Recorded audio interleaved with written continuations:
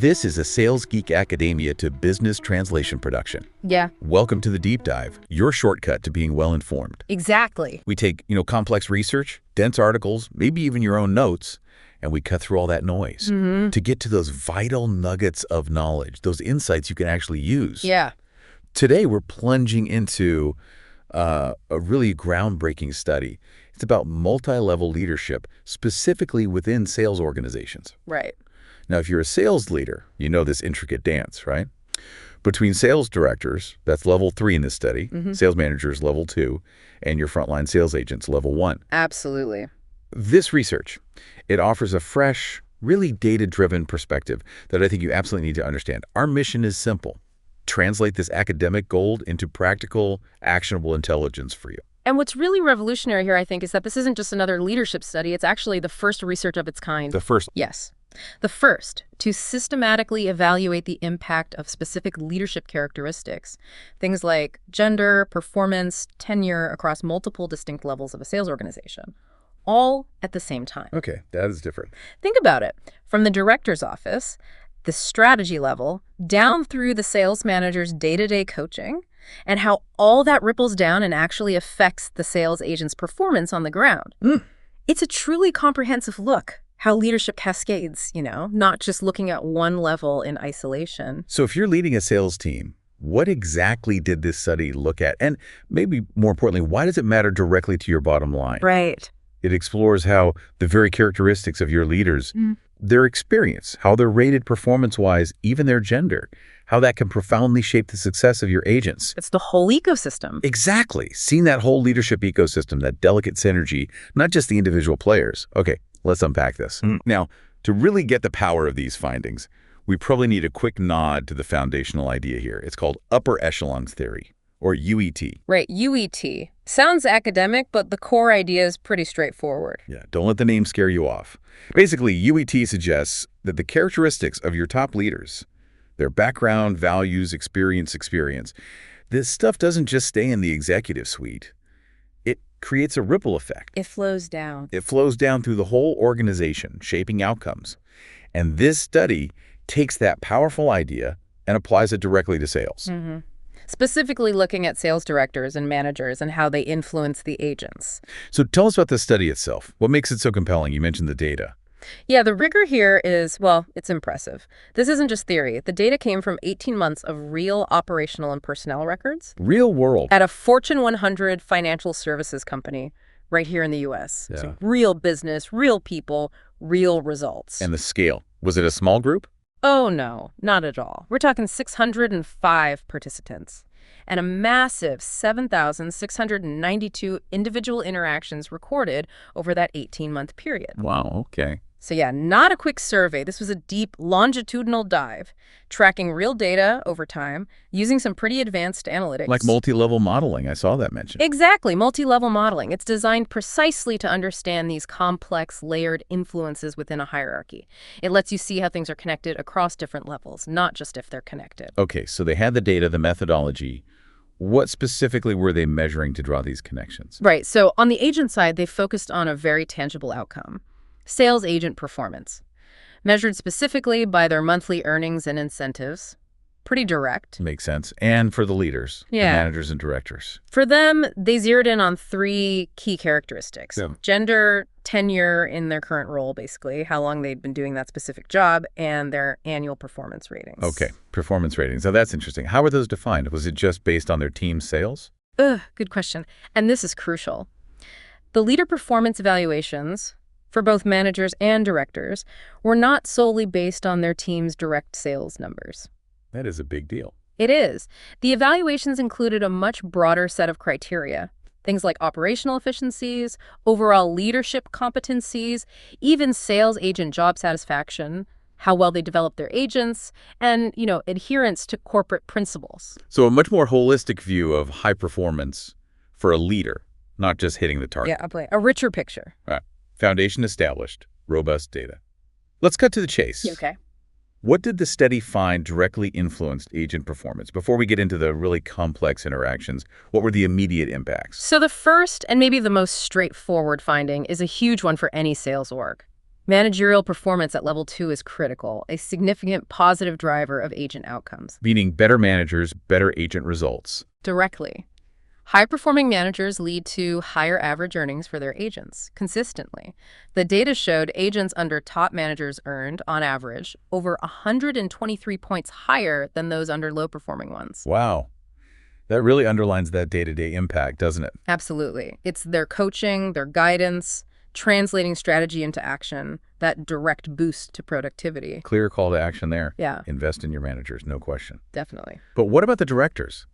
Level 3, did their characteristics like gender or tenure have that same kind of direct line? Or is it more tangled? It gets interesting. Director gender at level 3 also showed a direct positive impact. Oh, really? How so? Specifically, female directors were found to positively influence sales agent performance down at level 1.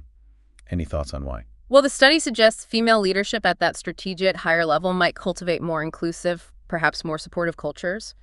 And that positive environment, set from the top, translates into better outcomes for agents on the ground. It shapes the whole atmosphere. Interesting. Okay, now prepare yourself. Yeah. This next one, it's a bit of a head-scratcher. Uh-oh. Okay. You think more experience at the top is always better, right? More director tenure equals better results. Seems logical. No. This study found that longer director tenure actually negatively impacts agent performance directly. Negatively. Longer tenure is bad for agent performance. Directly, yes. Oh. More time in the director role and agent earnings tended to dip slightly. That's genuinely counterintuitive. My eyebrows definitely went up on that one. Mine too. Okay, we definitely need to unpack the why on that later. That's surprising. It is. We'll get to the interactions which shed some light on it. Right. And just to round out the direct effects, Yeah. manager gender and manager tenure, when you look at them just on their own, didn't show a direct significant effect on agent performance. Okay, so their influence is more subtle. Depends on other things. Exactly. Much more nuanced. And that's where we go next. This is where the real magic and honestly the real complexity of this research comes alive, isn't it? Absolutely. It's not about individuals in a vacuum, not levels and silos. It's how these leadership characteristics combine, how they play off each other across the organization. This is the why behind some of those surprising whats we just talked about. Yeah. So let's unpack these cross-level interactions. This is where the really actionable insights start to blossom, I think. Okay. Take director tenure, for example, that negative direct effect we mentioned. It plays this fascinating dual role when interacting with managers. Dual role. How? Okay, so on one hand, and this is another surprise, longer director tenure actually enhances the positive benefits of manager tenure on sales agent performance. Wait, longer director tenure makes longer manager tenure better for agents, even though long director tenure alone was negative. Exactly. Think of it like this. A stable, experienced director, maybe they provide a consistent, predictable environment, deep institutional knowledge, solid systems, perhaps. That stable foundation allows seasoned managers, the ones with longer tenure, to be even more effective. Huh. So the director's stability lets the manager's experience shine brighter. It seems like it. It's like the long-tenured director provides the solid ground for experienced managers to really build and thrive, amplifying their positive impact. Okay, quite a twist on that initial negative finding. So it can be a blessing. What's the other side of that coin then? You said dual role? Right. The flip side, the positive influence of high-performing managers remember how good they are directly. That influence diminishes as director tenure increases. So long-serving directors might hinder the best managers.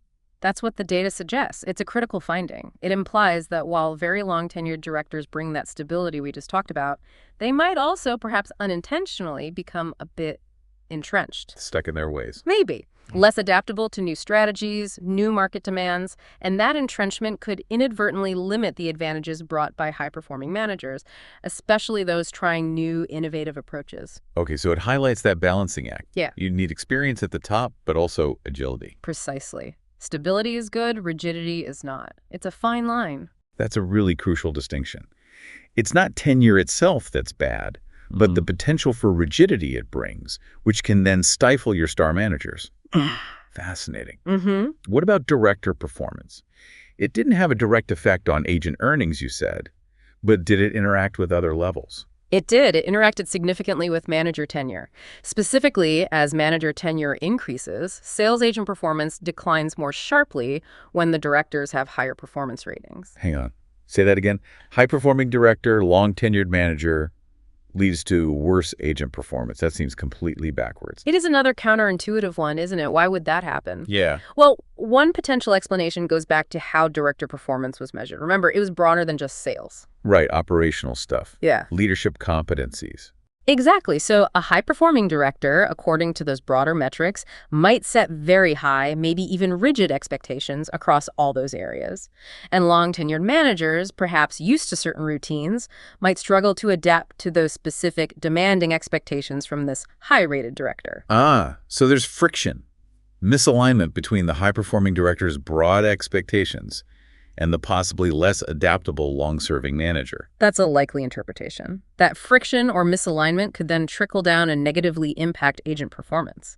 It's a reminder that even good things, like high director performance, can have unexpected downstream effects if that alignment isn't managed carefully. So a top-rated director, great in their own right, might inadvertently create challenges for the adaptability of their experienced managers, ultimately hitting the agents. That actually makes a lot of sense when you put it that way. It's about the synergy, or the lack of it. Exactly. Synergy is the key word. And what didn't significantly interact, anything we might have expected to. Yeah. Interestingly, manager performance and director performance didn't significantly moderate each other. Meaning a high-performing manager wasn't necessarily better or worse under a high-performing director. Pretty much. It suggests that the manager's direct day-to-day influence on agents, their coaching, goal setting, immediate support that typically outweighs the broader, less immediate impact of a director's strategic oversight when it comes to individual agent performance. The manager is the closest link, the immediate force multiplier. That's a good way to put it. They're the primary direct link in that chain. Okay, so pulling this all together. Yeah. What does this mean for you, the sales leader listening right now? It's clearly not a simple one-way street, is it? Not at all.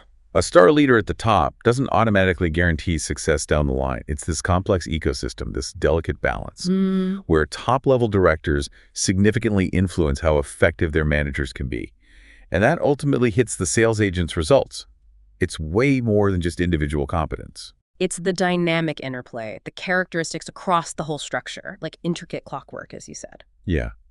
This deep dive really shows that optimizing sales leadership needs this nuanced view, doesn't it?